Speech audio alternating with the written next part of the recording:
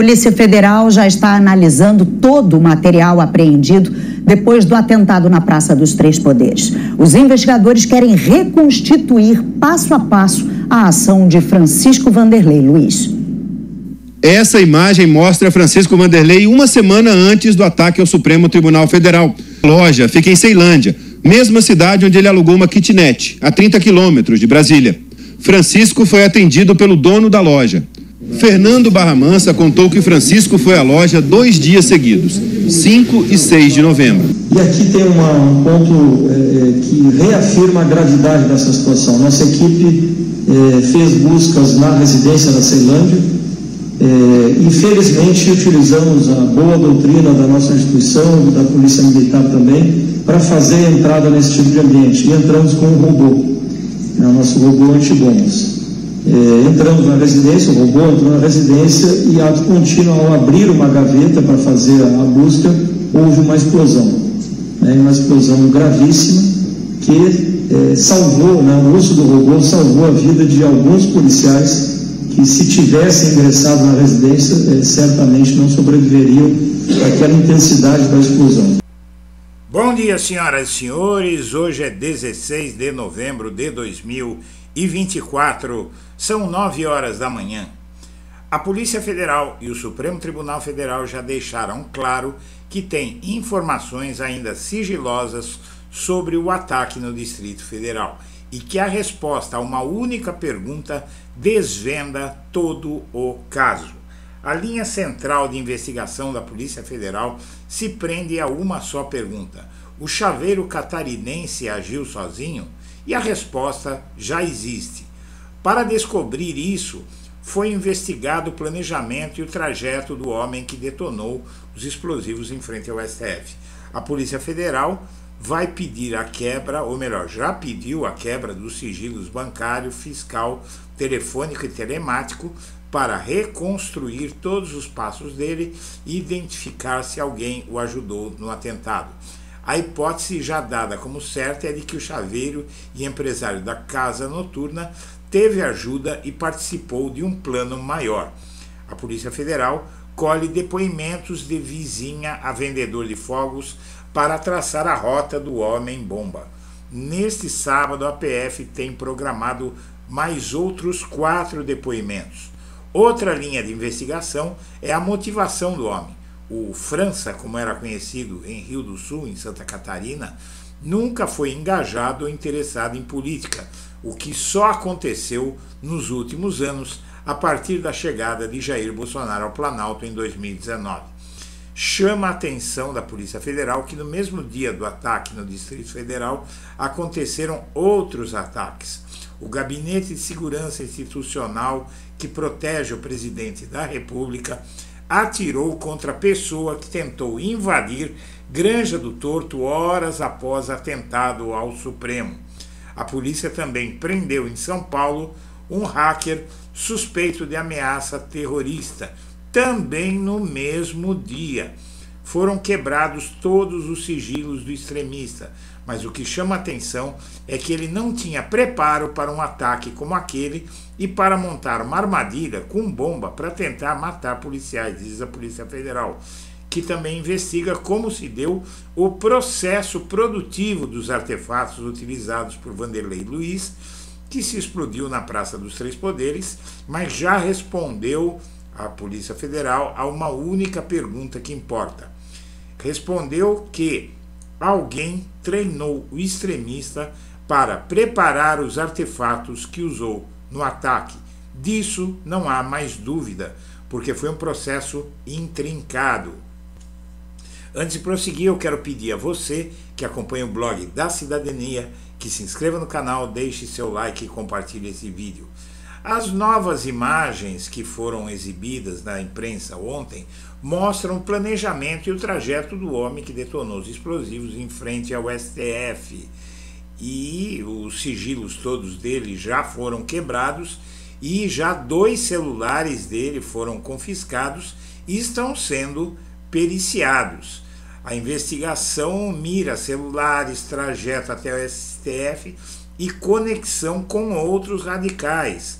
agentes usaram um método de reconstrução de cenário semelhante ao utilizado nos atos golpistas de 8 de janeiro. Os investigadores se debruçam sobre informações que possam confirmar se Francisco Vanderlei Luiz agiu sozinho. A Polícia Federal colheu depoimentos, inclusive, de uma vizinha e também de um vendedor de fogos para traçar a rota do homem, que é importante. E a polícia tem realizado muitos interrogatórios e está fechando o cerco. Na sexta-feira, ontem, os investigadores colheram depoimentos de 3 pessoas que estiveram com o Vanderlei Luiz, uma vizinha e administradora do imóvel que ele alugou em Ceilândia, cidade satélite de Brasília, e o proprietário da loja de fogos. Neste sábado, a Polícia Federal tem programados mais 4 depoimentos. O foco é reconstruir todos os passos do homem que lançou as bombas contra o STF. O autor do atentado já tem uma outra informação que diz para as autoridades que tem o dedo do Bolsonaro, do bolsonarismo, nesse caso, a partir da seguinte premissa que foi estabelecida com a investigação e com a entrevista de pessoas ligadas a ele. O autor do atentado enlouqueceu após Bolsonaro perder a eleição, diz a ex-mulher dele. E isso diz que ele era uma pessoa alegre, uma pessoa tranquila, e a cuidadora Margarete Versini, de 57, diz que ele nunca se envolveu com política e que era outra pessoa. Com o tempo ele começou a mudar de atitude. Quando Bolsonaro perdeu a eleição em 2022, ele enlouqueceu. E foi ali que ele começou a ter um problema mais forte, porque o Bolsonaro dizia aos 4 ventos que a eleição tinha sido roubada, as pessoas se espalharam pelas ruas, foram para frente dos quartéis, e isso, aquelas cenas fortes, fizeram com que o homem se engajasse em uma guerra santa. Se ele é louco, loucos eram as milhares de pessoas pelo país afora que foram para frente de quartéis, que fizeram as maiores loucuras, colocaram o celular na cabeça para pedir ajuda de ET. Então foi uma comoção. Está sendo negado, inclusive, você vai ver na próxima edição, por especialistas, por psicólogos, psicanalistas, que dizem que de louco o homem não tinha nada. O perfil dele diz que ele não era doente mental.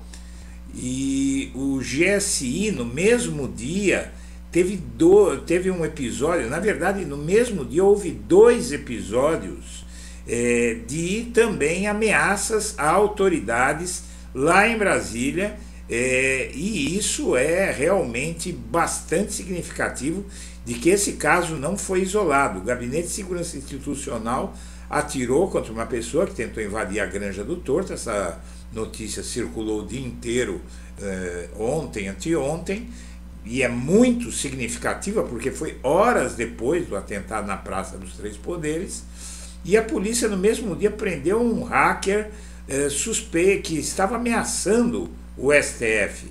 Ele é investigado por ameaças contra Alexandre de Moraes e outros ministros.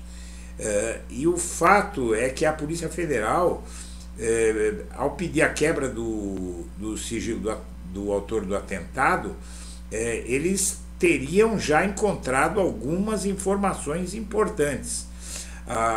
O autor do atentado é alguém que já teve discoteca e também foi chaveiro em Santa Catarina, sofreu com enchente em 2023 e não é alguém que tinha conhecimento, por exemplo, minha amiga, meu amigo, para montar uma armadilha que o robô, veja só, o robô detonou, usado pela PF, detonou uma armadilha na residência do sujeito, que tinha sido preparada dentro de uma gaveta. É preciso conhecimento técnico para fazer algo funcionar tão bem. E a bomba tinha um potencial explosivo que devastou o local onde foi detonada. Então o robô abriu uma gaveta, explodiu a bomba. É preciso conhecimento técnico para fazer isso de forma tão sincronizada. E é por isso que a Polícia Federal já está reconstituindo a forma como as bombas caseiras foram feitas. Tubo de PVC, parafusos, isqueiros. As bombas feitas pelo autor do ataque não teriam funcionado como funcionaram, sendo feitas por alguém que aprendeu isso na internet.